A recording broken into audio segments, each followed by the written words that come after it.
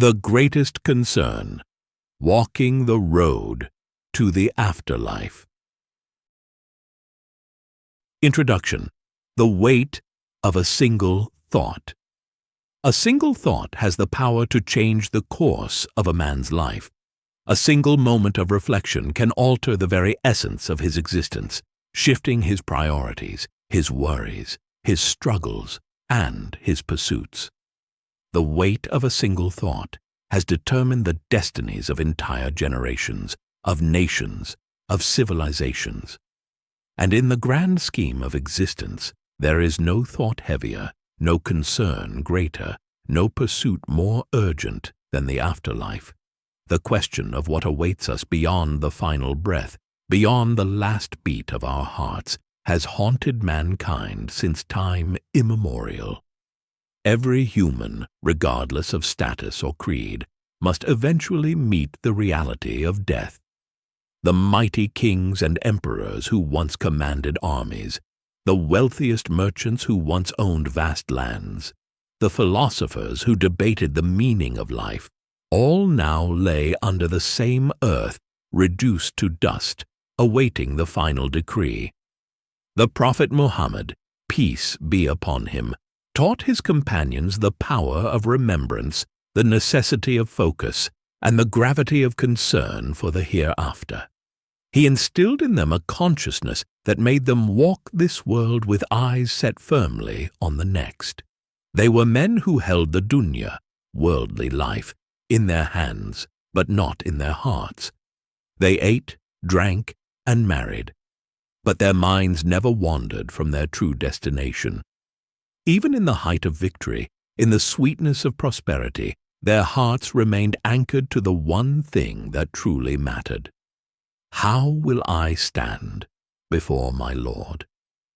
It is easy to live a life that is consumed by the temporary. It is easy to wake up every day and chase after sustenance, after money, after success, after comfort. It is easy to become preoccupied with the concerns of family, work, status, and reputation. And it is even easier to forget that none of it will follow us beyond the grave.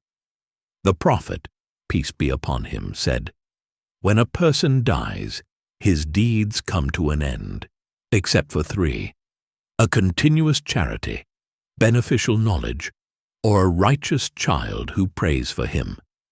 Yet how often do we live as if the wealth we hoard, the titles we chase, or the homes we build will accompany us into the next world? What is your greatest concern?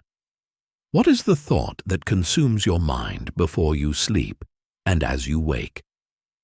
What is the first thing you think about in the morning and the last thing you worry about at night? The answer to this question defines who you are. It determines the path you walk. And most importantly, it determines where you will stand on the day when the mountains are reduced to dust, when the sky is torn apart, when the graves spill their contents, and every soul is called forth to answer for its deeds. For many, the greatest concern is wealth. For others, it is reputation. For some, it is love, marriage, children. For some, it is power and legacy. But for a rare few, for the ones who have seen the truth beyond the illusion, their greatest concern is what will happen when they stand before their Creator. Their greatest concern is not if they will live comfortably in this life, but if they will live eternally in bliss in the next. Their greatest fear is not losing status or wealth, but being among those who will hear the terrifying words, "Go away, I do not know you."